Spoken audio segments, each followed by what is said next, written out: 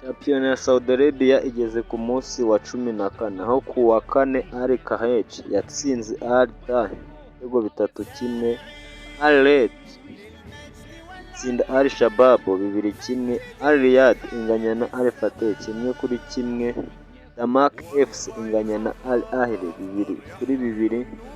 Naho kuri uyu wa gatanu Al Hilal irakina na Al Taun ku isaa 11, naho ku isaa 2 Al Ittihad ya Karim Benzema irakina na Aba.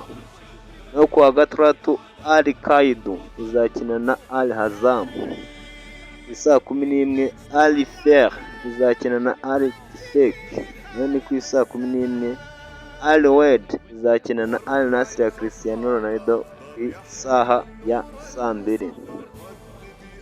Naho uko urutonde ruhagaze Al Hilal ni iya mbere n'amanota 32, Al Nassr ni iya kabiri n'amanota 28, Al Ahly ni iya gatatu n'amanota 26, Al Taun ni iya kane na 25, Al Fateh ni iya gatanu na 28, Al Ittihad ni iya gatandatu n'amanota 21. Naho abafite ibitego byinshi ni Cristiano Ronaldo umaze kugira ibitego 12.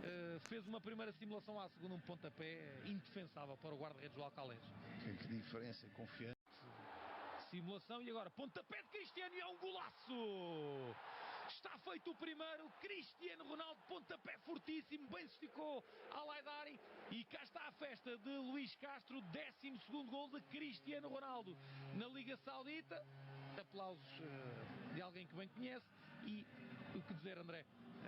Cristiano Ronaldo fez uma primeira simulação à segunda, pontapé indefensável para o guarda-redes do Alcalés. Que diferença, confiante.